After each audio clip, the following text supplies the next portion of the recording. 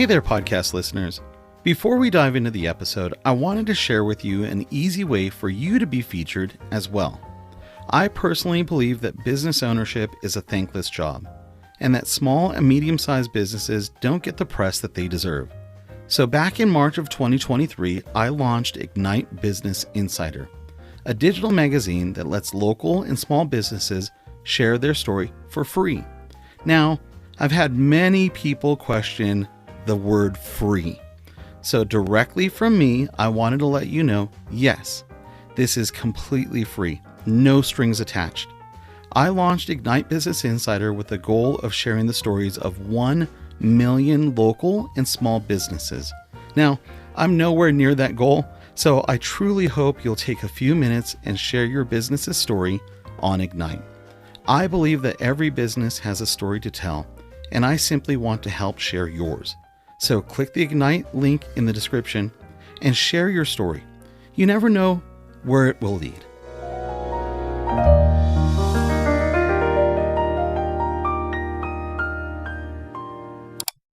Design Talk Live is brought to you by Allison Eden Studios. Design custom stained glass, mirror, and mosaic tiles for hospitality, commercial and residential design projects. Explore the limitless possibilities with Allison's wallpaper, fabric options, and custom accessories. To learn more, click the link in the description below. This episode is also brought to you by the Capital One Venture Card. Earn unlimited 1.25 times miles with 0 annual fee. Earn miles on every purchase, plus additional miles on hotels and rental cars booked through Capital One Travel. Apply online for VentureOne by clicking the link below. This episode is also brought to you by Join In-Crowd Digital Contact Cards. Create your free contact card in under a minute and start making more friends, growing your network, and staying connected. Join the in-crowd today. This episode was also made possible through the generous support of Serena Martin and the 24/7 Creative Agency. Whether you are an individual or a company, we deliver creative marketing strategies 24/7 in order to connect, partner, and develop exceptional brand experiences. To learn more, click the link below. Discover their unique brand marketing solutions 24/7. At the root of all experiences, I think empathy trumps all. So an empathetic approach to how we approach space, how we use products, how we live is really through the empathetic approach, which is the basis of design thinking. All design thinking is a methodology in which we watch, we observe, and we listen, and then we take all of that stuff and put it into practice from what we've gathered. So I think that's probably the best approach to product development, developing space, developing experiences, and also through developing innovation.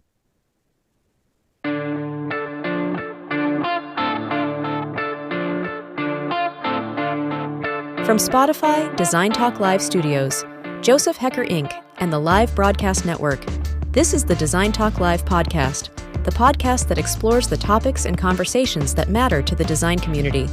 Here's your host, Joseph Hecker.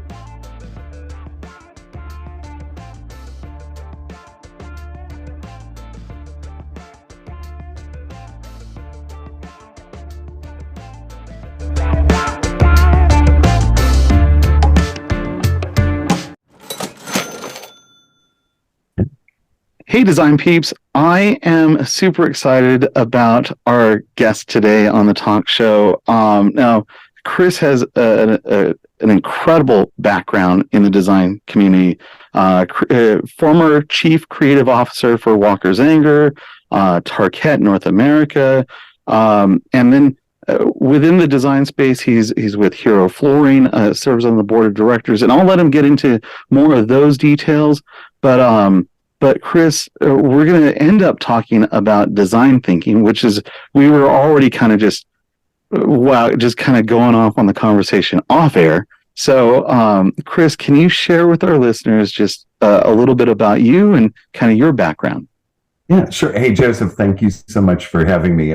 This is really a very nice treat for me to talk to you, especially because I find you so interesting and we have so many things in common. So I hope this will be a lot of fun. I'm sure it will be. My background, I came into design out of need because I grew up in a family where we all had to pay for ourselves to go to school. And I did design to pay for college.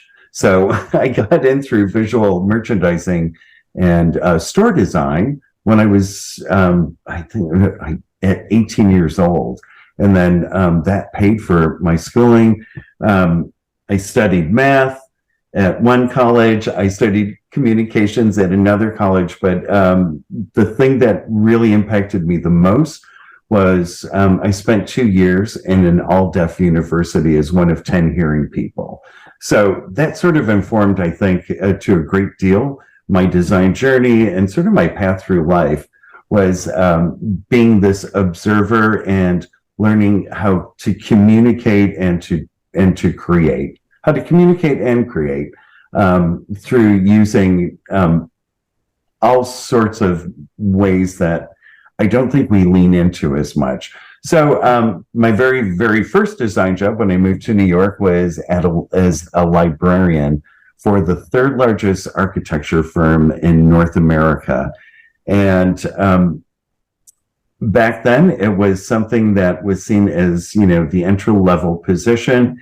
And through that position, myself and other librarians banded together at commercial architecture firms, and we created something called the Association of Resource Specialists, because we knew we were the keepers of all of these products and had to really sort of know everything about them, their application, and how to guide designers to the right materials.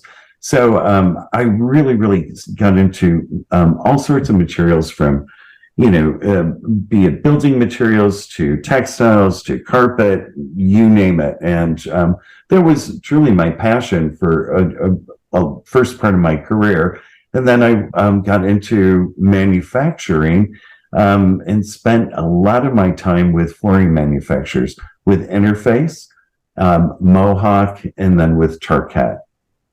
And as my resume built and my skill sets built, I ended up being chief creative officer. So I oversaw product development, digital development, and branding and marketing, and had large teams of people and working under me, and had to own a bottom line for $1 billion company in terms of, profit and loss for what we were putting out into the market. And, that was a huge responsibility, which I really, really enjoyed. I also missed being on the East Coast, where I was born and bred. So I decided to part ways and move. I live in a beautiful space in Connecticut, where Connecticut, Massachusetts, and New York share a border. We're in the mountains. I can't see neighbors on all four sides. It's very peaceful. And I now sit as a board of director for two companies, Momentum Textiles and Wall Coverings, which is the largest commercial textile and wall covering company in North America. And then Hero Flooring, which is, I think, one of the most innovative companies I've ever had the pleasure to work with. I also have the luxury and pleasure of designing carpet and broadloom carpet tile for them. So still keep my hands in product development and get to work with these two great companies and, being successful. So that's sort of how I got into the industry. Was that? Yeah, no, that was amazing. Yeah, the experience of being one of only 10 students in a all deaf school, that from a design perspective, and we'll get into the design thinking and how that played in, but wow, what an opportunity. This will sound weird, but other than design stuff that I post on social media, you won't find much personal posting from me. The only other posting is cooking. And the funny part about that is I lost my taste and smell in April of 2021 due to COVID, but that hasn't prevented me from.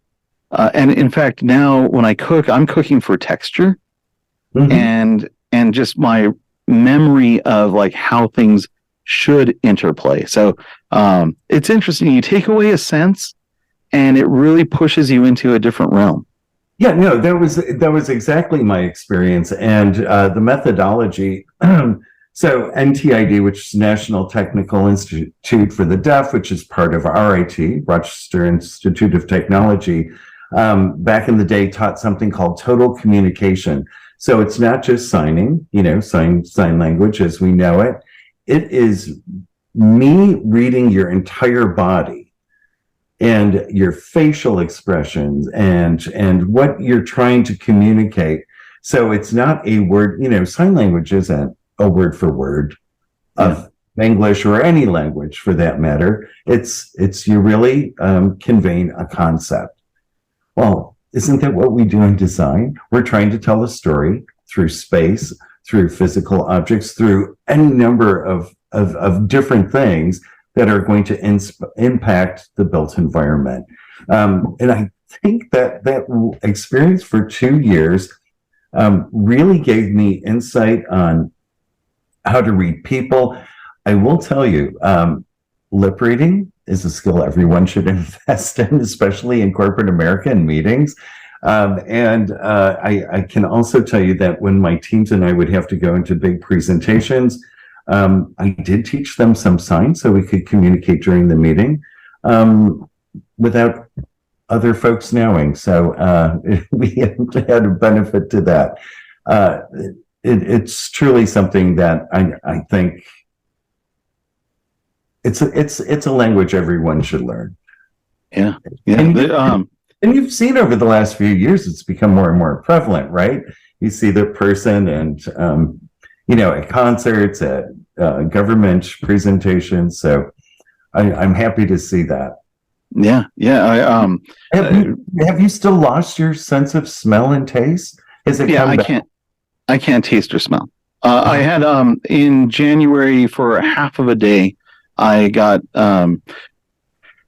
I didn't even realize it, so it might have been the whole day. But I got my taste and smell back for half of a day. And what was funny was I when I realized that I could smell, I went around smelling everything, and my coffee smelled like coffee again, and things smelled the way they were supposed to. And what was funny was there are a few things that I went to give it a smell, and my brain didn't know what it was, so it just came up blank, and I was like, this should smell. About a month or so ago, I was out with friends. We were at Home Depot, and they had the cinnamon sticks. They had this had to be in around October, so the cinnamon witch broom and all this stuff. That should have been very strong. I smelled it, and I was like, zero. Not and like smelling a glass of water, not even water. Yeah. And I took it over to my friends. I was like, either these are really bad cinnamon products, or do they smell? And they're like, oh yeah, these smell strong. So I was like, okay, because I can't gauge how bad my smell is just not there. So yeah, it was a good confirmation there. You saw their reaction where they're like, oh, like the cinnamon burnt their nose. I get nothing. Yeah. Just wow. Oh man. On the related note to that, a lot of my friends think I should do a cooking show, because the way that I describe the food that I make and the inspirations and and we're get a little off track, but I made recently, and I do little like dinners for my building to use them as test subjects. But Sure. I have sun brewed Mandarin tea, and I thought, how great would this be if instead of boiling ramen in just the broth, what if I boiled it in the Mandarin tea? I roasted jalapenos and chicken, and I did a spicy Mandarin chicken ramen egg roll. And for the sweet and sour, I did Jack Daniel's honey whiskey, sweet and sour. And so you took the egg roll, you put a roasted jalapeno on it, you drizzled the sweet and sour, that honey whiskey sweet and sour on it. You took a bite, and then you did a broth shooter. Oh, that sounds amazing. Yeah. So now I couldn't taste any of it, but everybody loved it. Listen, after we get off this podcast, I'm flying over because I love to cook, and I think we have to have a cooking date. Yeah. You'll see some of my videos on social media, and it's just, I don't know, but like anytime I cook it, people are like, "Oh my God!" Like Thanksgiving, I did a Thanksgiving fried rice, and this guy who I didn't even know was like piling. He was like, "I'm on my second plate." So in your journey, great background and great wow. I loved the research group because I'm a big history buff. I'm a big study of business models. So and I've been since 2012, 1 foot in design, 1 foot firmly in design, the other foot firmly in tech. And on the tech side, I don't think people look at business models enough, and get why do things work. So, how unique that that you honed in on the research side of things, because therein lies the history. So we don't have to repeat things; we could build. Yeah. So all right. So when I had a great. I loved everybody who I've worked with on my resume. You know, I don't have anything bad to say about anybody. I will tell you, when I worked with Tarkett, they did 2 things for me in my career, which I'm forever grateful. They sent me to the Paris School of Architecture to get a mini degree in design thinking. I had already been exposed to it previously, but this was like, a very, very intense course. And then in addition to that, they also sent me to the London School of Business to get a certification in innovation, whatever that means, right? But at the core of it, right, you have to balance it with the balance sheet. So you have to have a business model. I had a CEO who came to us from the steel industry. So, you would say, "Oh dear God, that had to be hard," right? Creatives working with someone coming from the steel industry probably had the biggest influence on me as a leader and as a business person, because he was like, in order for innovation to truly listen, we can all have innovation, but if you can't make a profit of it and it can't live, what have you created? He was like, you just have a fabulous idea. Right. So, and that allowed me to really push my team in a way that for creatives, is typically icky and uncomfortable, on how to build something that we also know that we can return a profit on. Right. So if you're given this opportunity and in a timeline that we can all agree upon, and the cost and being able to fail during the process, you have to build in failure, right? I hate to say it, but as Americans, we're like, "Oh no, get it right the first time, move on to the next thing, and then create this thing." And because I know you've spent some time with the folks at IDEO, iteration and fine tuning and reworking your idea to keep checking in on it really will get you a much better end product. So those experiences allowed me to create something that was very unique in the industry, called Designer on Demand, right? We were a flooring company, but when we did this, I worked with a group of Italian ethnographers who came over, and we shadowed firms from Gensler to medium-sized firms to a guy who worked out of his house in Vermont. And they allowed us to shadow everybody and just document. All we did was document for months, all of, how people worked. And do you know what we found out? That most designers don't create from 8 till 5. They're in meetings. They're doing emails. They have team meetings. They have client meetings. They're getting presented to by manufacturers. We found that most of the design work happened after 5 o'clock. From 5 to 11. And what happens from 5 to 11? Sales reps are off to their families doing their things. Customer service of manufacturers, they've gone home, right? So how do these people who are working on billable hours get service?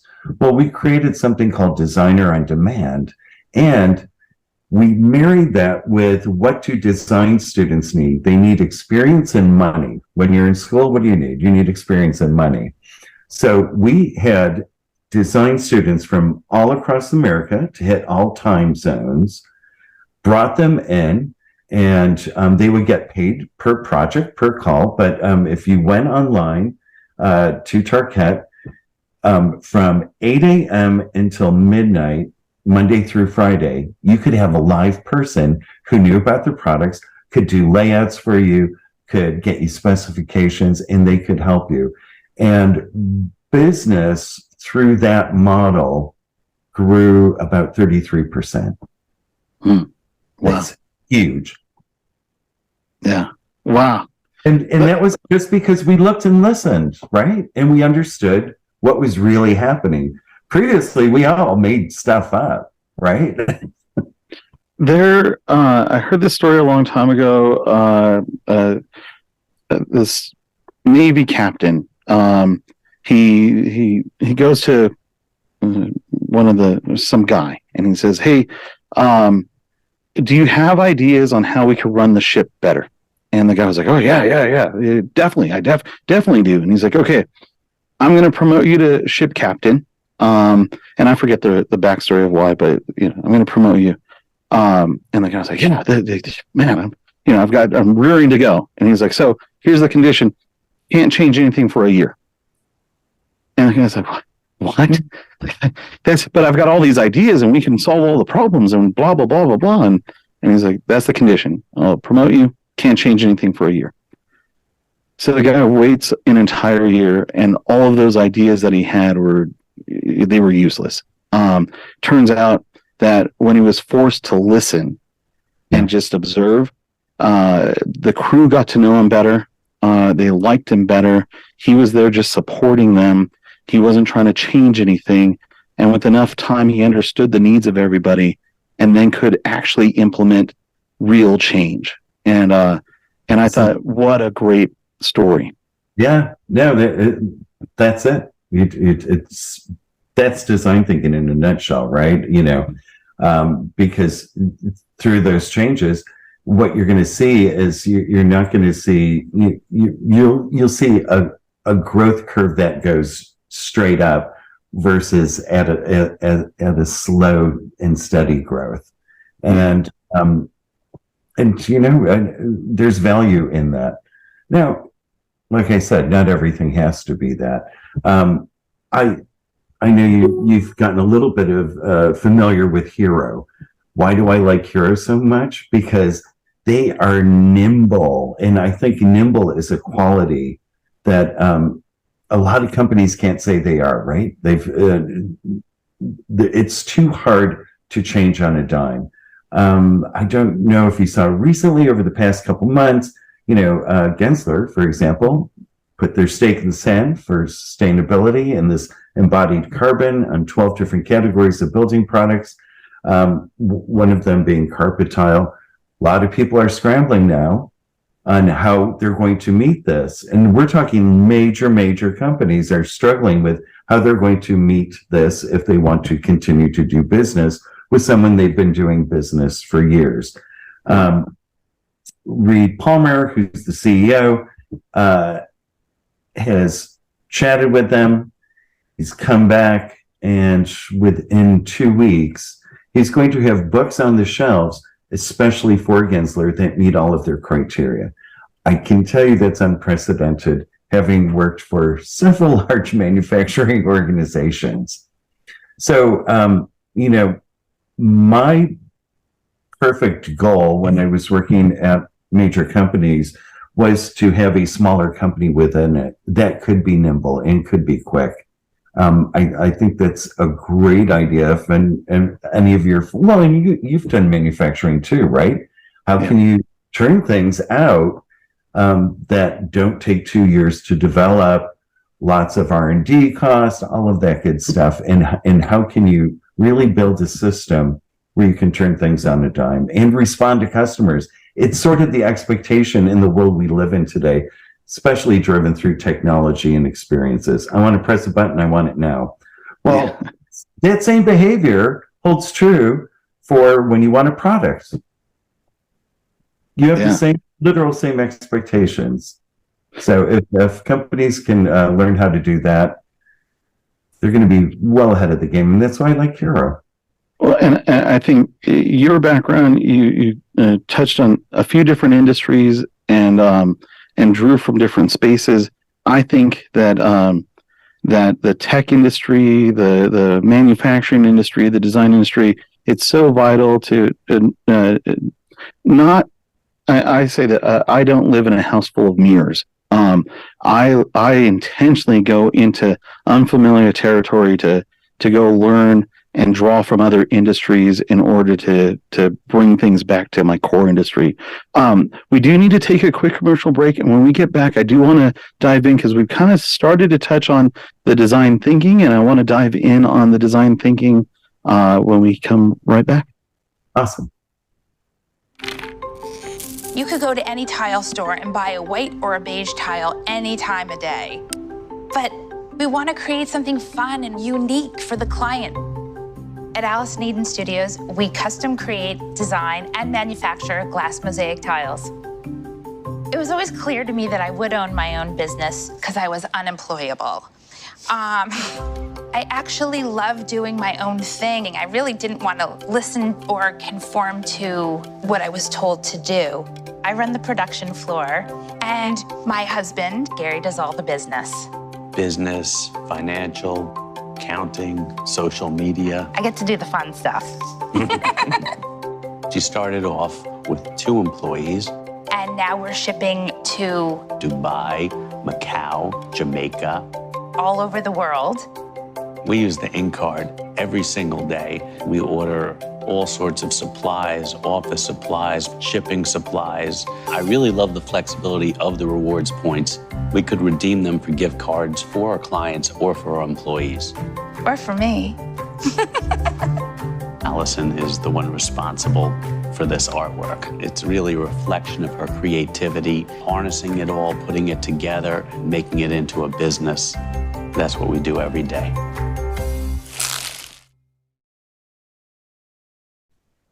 Hey guys, welcome back. I'm with Chris Stulpin. I think you guys have picked up. There's just so much information in just that first part of the episode. And now we're going to dive in on the design thinking aspect, and I know that this is going to be a blast because I've got some unique experience in this space, and Chris, you definitely do. So, as far as design thinking, can you recap for our listeners, kind of in your words, what is design thinking?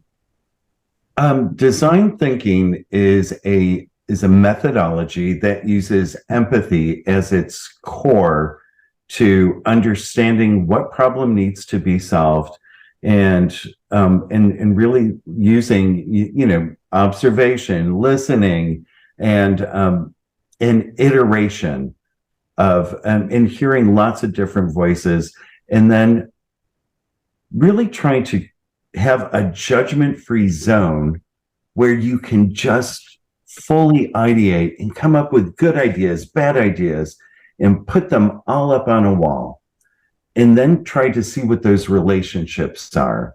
And then you create these clusters, and then you start to look at things a lot differently, and you define what is the real problem we're trying to solve. For example, does the world need another chandelier?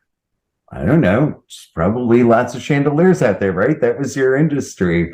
From what we were talking, and I'm fascinated by lighting too, because there's lots of innovation in there. But, how can we think about things different than developing carpet, developing textiles, or whatever it is, or even space? And how can we do rapid prototyping, come up with something? Please bleep me if you need to. A key ingredient to design thinking is something known as a shitty first draft. Yeah. Right. Yeah. Typically, completely agree. We're on such tight time frames and schedules that we don't have time to even look at a shitty first draft, step away from it, bring others in, reframe it, and then iterate and iterate and iterate. And so there's about 5 steps through design thinking process, and it's rapid prototyping, all of that good stuff. And that's what design thinking is in a nutshell. Now, some can use it to develop. I've seen HR departments use design thinking as a means to create a better culture within an organization. I've seen product developers do it for innovation. I've seen tech people use it. It's why we have Uber. It's why we have a lot of technological innovation was born out of design thinking process. So I had, I won't say the lighting company, but I was working for a lighting company. I heard yelling in the factory, in the warehouse. I go out and I look, and I won't identify his role, but this person was yelling at these other people, and just going off on him. And I'm standing there, and I'm like, what is he yelling about? And I realized we had the wrong part, and we had messed up the design. And so I interrupted, and I was like, oh, okay. So first of all, we already have the new part coming. This fixture was due to be on a truck that day and shipped out. So when we had got it in, we got all the parts in, we mocked it up. We made custom light fixtures. So but the nature of what we did, this was the first time we did this, So I was like, look, we're getting this on the truck. We've got the replacement parts. We're going to ship those. They're going to come in. We're going to test them. We mocked up a section so that we can test it, and then we're going to ship this out. The installer knows about it, so we're good. I was like, but here's the thing, and I just want to set a precedence going forward from here on out. I don't care that we get plan A wrong. I don't care that we get plan B and C wrong. It scares the shit out of me if we don't have a plan F, G, X, Y, and Z. Like, but when we get there, we can even get into double letters. Like we could, but like, don't expect us to get plan A right every time. That's not even the goal. So yeah, you're absolutely right. Hey, Joseph, have you, so as I mentioned, between going to Paris Design School, London Business, that was wonderful. But I was also exposed to something that was entirely fascinating to me, because, the idea of play, right? Especially for creatives. It's people designing space, it's people like you and me who have developed products or led teams that develop product. Play can really unleash things that you've never, ever even hoped to, because you're working with a different part of your mind, right? You're tapping into it. Have you ever, I had the opportunity to study this, was Lego has something called Serious Play. And it's a special set of Legos that they put in front of you, and you have something like 5 minutes to take the Legos, and only using Legos, create something that can communicate a concept, like an entire world, through building whatever it is that you're trying to build. It was one of the most exhilarating experiences that I ever had. It's super, super hard, but it tapped into when I was one of 10 people in a sea of 2,000 deaf people, right? You know, it was very like, oh my God, how am I going to do this? It's very much that experience. So if you or your listeners have never looked into Lego Serious Play, highly recommend it. And we brought these in one of my jobs, and I'd get either Chinese food, pizza, you know, whatever it is, and we'd have big team lunches, and we would play with Legos, and we would challenge each other on trying who can create the most complex idea in Legos and have it be understood. Why? Let's do a podcast a while ago, and the entire topic was think like a child. And nice. When you were kids, we figured things out. Like you played and you experimented and you failed and you tried again, and it was fun, and it was we should I think more often think like a child. Have fun. We grew up and we started to learn that failure was bad, and you didn't want to fail, and then you took jobs, and well, you can't really fail at work. So, you know, and now we're like deathly afraid of failing. Failing's awesome. On another podcast of mine, I had Kathy Ireland on, and she said, so, and I love this about Kathy. Kathy's amazing. If you ever get a chance, Kathy is a great, just an awesome human being, just very super awesome. Yeah. She said that she encourages her team to epically fail, not just kind of fail, mess up, but like epically fail. If they're not epically failing, then they're not really testing the boundaries.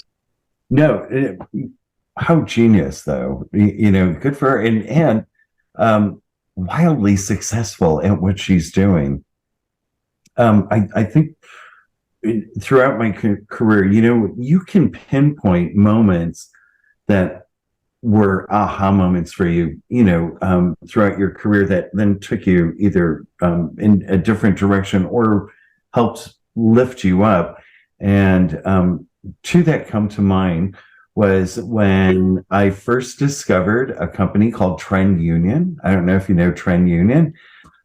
Trend Union is Lee Edelcourt and Philip Famano, and they, you know, and we talk about trends when it's sort of a dirty word. They don't develop trends like, you know, the new Pantone color is peachy fizz or what, things like that. What they're developing, they're hired by like BMW to figure out what space is going to be required 10 years from now for automotive. That's the type of trends that they're doing. And they come to New York maybe twice a year, and they do one on fashion and then one on interiors. But what their methodology, again, it has to do with observing human behavior and all of those things around us. And they do a connect the dot things, right? So I'll give you, for example, and it'll be very, very simplistic. They saw the disappearance of the honeybee population, right? Do you remember when that was happening? And they took that and they made these other connections. So when they were talking to people like, let's say, beauty and health products, subconsciously, the public buying those types of products were going to want things that were viscousy and had a slight tackiness to it, like honey would, because in the subconscious, we were aware that bees were disappearing from the population, which meant that we might fear that we wouldn't have access to honey, which meant we had this human nature thing to crave those things that we can't have, right? And they can draw lines to how this came through to product development. And, and then we saw the onset of things in honeycomb shapes that showed up in product development and packaging. Fascinating. And that sort of opened up my mind during my journey throughout my career. And then the other group that I met was a company that literally just rebranded called Reshift. And they used to be known as the Design Thinkers of North America. And they work with people like Coca-Cola and all the Fortune 100. And they're even shying away from the term design thinking, but really looking at this methodology of observation and failure. And really, are we asking the right questions and coming up with the right definition of what we're trying to answer? I say this all the time, and again, 1 foot in design, 1 foot in tech, and in tech, in both. As humans, we are designed to look outward. And now I had Chris Widener on a podcast a couple of years ago. He was kind of trained under Zig Ziglar, and so Chris said, and I don't think I'll ever forget this. He said, "We judge others on their actions, and we judge ourselves on our intentions." And wow. From that, I first of all, like, kind of let that soak in. That's pretty amazing, because all you can see of the other person is their action. You can't read their mind, so you don't know what they intended to do. If they, and then on our end, we're just stuck in our head, so we can't really see what we look like. We think, we were thinking all these things. I wanted to be there on time. I was going to pick that up. I was going to hold the door. I was going to do all these things, but nobody knows that part of us. So, in design, and just and I will do a little caveat. I believe that design is problem solving. Mm-hmm. So whatever niche or whatever vertical of design you're in, you're solving a problem. But we're designed to look outward. So we tend to think, if you're a marketer, you think, let me show you all my product. If you're a founder, you're like, let me get into the mechanics. Let me tell you why this works so well, and blah, blah, blah. We forget to look from the other side of the consumer and how they're going to use it, or if they're going to use it at all, or how this impacts their life. And it's very hard as humans to be reflective.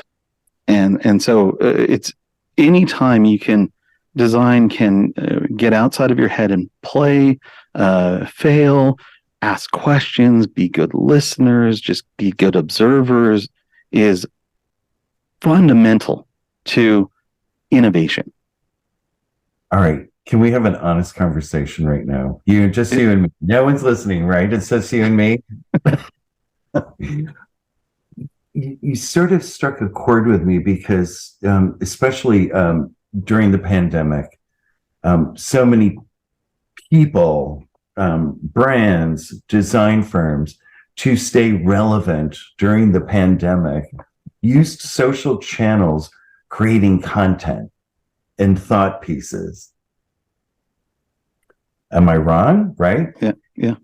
Where are the pieces that said, you know what, we were wrong? Or looking back on pieces that they wrote 2 years ago and that say, wow, we totally missed the mark. You're absolutely right. We don't reflect. We're just forced to put out all of these things. So we're creating this image of like, oh yeah, no, here's our latest thought piece on fill in the blank. It could be on anything.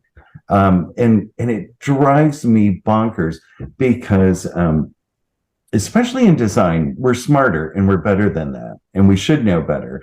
And we should let people know that we are an organic learning organization that must look back and say, you know what, we got this right, but here's what we learned from our assumptions. You don't see a lot of that thoughtfulness. And I think that's a huge opportunity as an industry that we could do better. Yeah. Another one that you hear from me all the time, and I've got a couple of books that I include this in. A big one for me is you don't know what you don't know. And so getting exposed to as many things as possible. It's unfortunate that in design, it's unfortunate that you found that designers tended to be, Monday through Friday from, 8 a.m. to 5 p.m. They're just inundated with it's kind of like doctors. Doctors, there was a study that said that doctors spend about 12 minutes a day talking to a patient. They spend the rest of the day doing paperwork. That's great. Sad, and that needs to be changed because you've missed the boat. Like you just have inundated people with the things that don't matter, and will quickly lose track of the goal.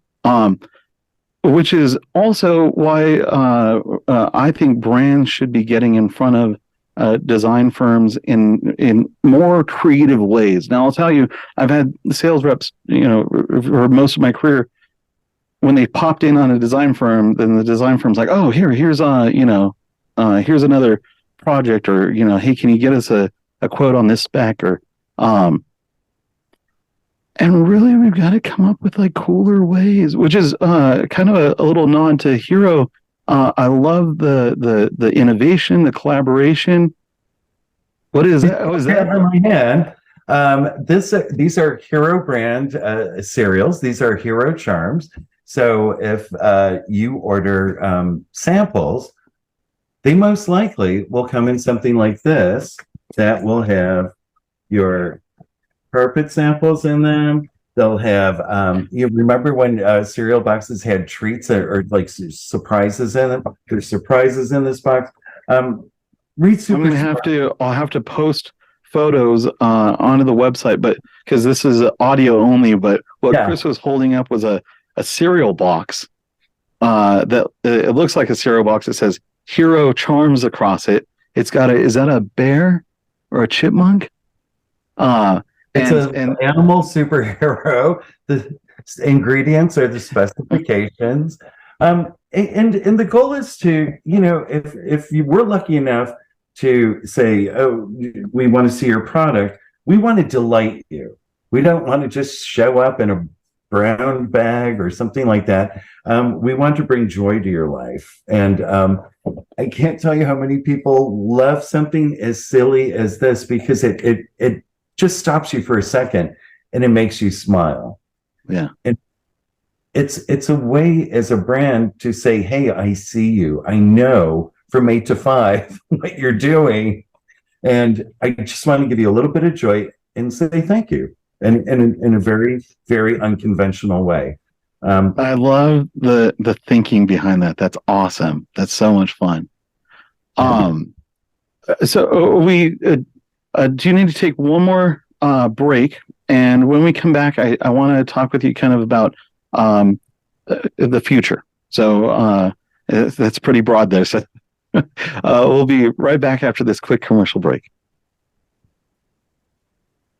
Hero Flooring was founded in 2014 with a clear focus on creating the ultimate client experience.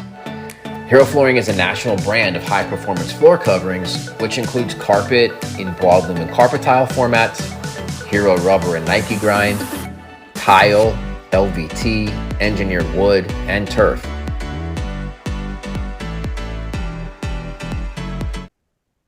Hey guys, welcome back. This has been so much fun. I hope you guys are getting as much out of this. Me and Chris, this is the first time we've met, and I think we're a little bit design geeking out here. So I hope you guys are enjoying this as much as I'm enjoying it.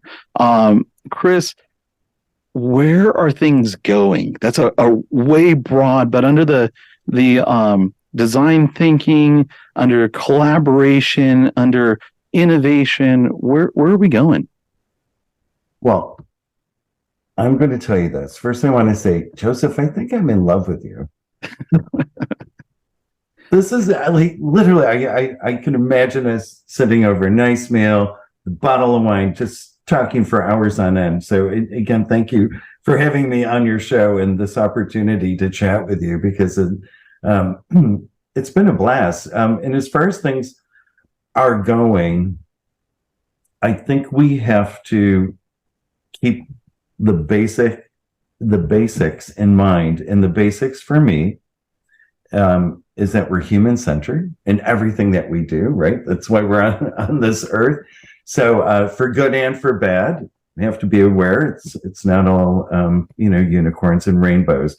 So what are the basics in design when it comes to being human-centered?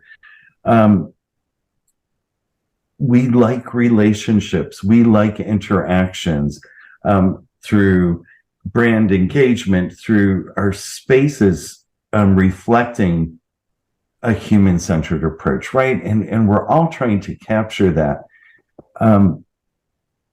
We're sort of in this nebulous area of work from home, go back to March, go back to work, and I think, don't quote me on this, but I think in the United States, most of Europe's 100% back to work, right? They're back in offices. Here, not so much. So what that leads me to believe is there's opportunity. There's going to be an incredible opportunity for change and disruption as a result of that, on how companies are going to continue to thrive and engage. How do you create culture, right? If I'm just working from home all the time and I don't get that interaction with you except for maybe through a screen, there is going to have to be breakthrough. So I would say nobody jump to conclusions, and everybody's trying to come up with the answer right now. And you know what I'm going to say to you? I'm going to say, why don't you just sit and observe for a good 12 months? Why don't you, start to form some ideas and see if this is in fact involving, is it 75-25 work from home or not? And we don't have to have the immediate answers. This one we should be very thoughtful about, because I do think we're in a time of profound change. Yeah. I mean, I think so. Looking at humans like the familiar. So when COVID happened, right away, I was saying this isn't outside of the disease and the death that came with it. But the world was stopped. It wasn't one part of the world. The world stopped. And this was from a statistics standpoint, from a study standpoint, this was an amazing time. I call it the great disruptor. And it just caused everybody to have to stop. You weren't the only one stopping, everybody did. And so, unfortunately, I said that right away we were going to try to go back to the norm. We were right away and for a time I managed a vending food market research firm, and so I love analytics. And in any test, you're going to introduce the test, you're going to introduce something new, and you're going to have a spike. Then you're going to have a drop, and then you're going to have this what becomes the new normal. And so we and different things, supply chain, finances, we're still in it. When COVID hit, I would say we were still in the rebound from 2008. We hadn't recovered really from that. Things take time, and in all kinds of different categories. And new generations are entering the workforce with new unexplored needs or unarticulated needs that we hadn't realized what the impact of that was, right? Because every time a new generation enters into the workforce, there's going to be change, right? And So it was like the perfect collision of all of these things happening. You're absolutely right. And I think we're so quick to say, I have the answer, that I think it's going to take a little bit longer than the immediate to figure out what is the what. And you said like kids and I would say young adults. So during the Great Depression, nobody knew what the fallout was going to be. People pulled money out of banks and hid it, and that became a generational change. Like the U.S. economics and global economics shifted because of that. Sure. I don't know that we are even talking about it, or if we're recognizing it enough that there are between 2008 and 2020. This was huge. 2008, you had kids who there was no market for them, so they stayed in school. Mm-hmm. They came back out, and eventually they got good jobs because they were really educated. Along comes 2020, and the job market just chops their legs off again. On my startup side, on my tech side, I would say that this is the first time in U.S. economic history and maybe global economic history where those people they make good money, but they don't trust that the jobs are going to be there. They've seen the jobs just out of their control, lost. What you're seeing now is this whole new equity class of investor. These are a person who's working at Salesforce. They're making $180,000, $200,000 a year, and they've got extra money, but they don't know that their job's going to be there. And we're truly in a gig economy where people are working from home. They've also learned that they can do a couple of jobs because nobody's really watching their clock. So you've got crazy diversification. You've got wealth, but distrust. And so I don't think that we're giving humanity enough credit that we have actually hit a cultural shift. We don't know what that fully is yet, but that's gonna impact the way we live, the way we interact with each other, the way we spend our money. It's gonna have an impact. Well, I'm hoping that something that comes out of this is a renewed sense of entrepreneurship, right? And you do see it with the younger generation, not taking traditional paths, being TikTok famous. It's very valid. Some kids are making more than you and I put together and getting billions of views, right? So, because we didn't come from a generation where we might quote unquote understand that, we need to, because it's part of the world now. But what other entrepreneurial things will happen as a result of this cultural shift that you and I both seem to be very much in that agreement that we're living through something that we don't fully understand right now. And I think we need to, again, use one of your words, be more thoughtful about understanding what that cultural shift and its impact really encompasses. Yeah. And kind of that's the future. Yeah. And a nod back to Hero again is those collaborations and the outside of the box thinking. And we need more of that from more companies, but designers, as they find companies like Hero, that I think it can rub off. And I think that we're going to need to think way outside the box. A lot of collaborations, a lot of things that you're like traditionally you wouldn't look at. Now I think we should. So, Chris, this has been a blast, and thank you. Through Hero, we definitely got to like meet up or something. Definitely. We need to cook together and have a great meal. When he pulled out the cereal box of Hero samples, I was thinking we got to have like a cereal event, like some event with designers where like we go do some fun, like let's do some way out of the box fun thinking that's just like a hero thinking. So, all right. I will start on that immediately. Thank you so much, Joseph. Man, I am so glad I got to meet you. This has been just absolutely wonderful. So thank you. Yeah, definitely. Chris, how can people find out more? Actually, through Hero Flooring.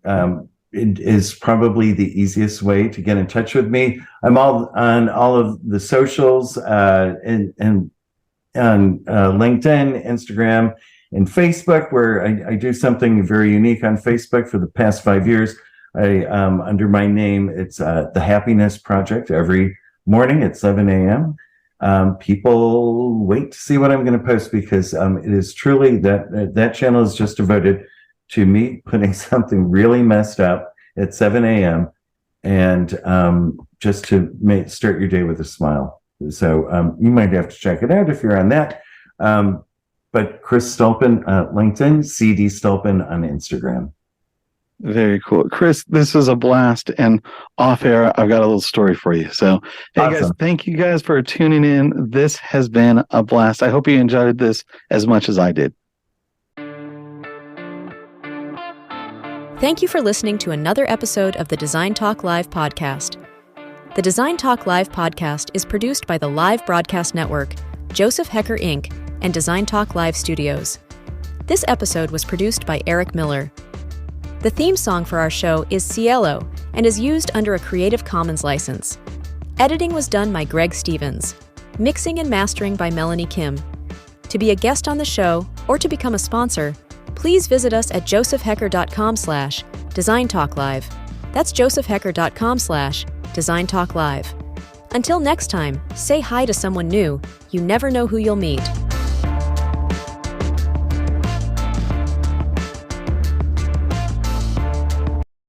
Look, Mom. I made that.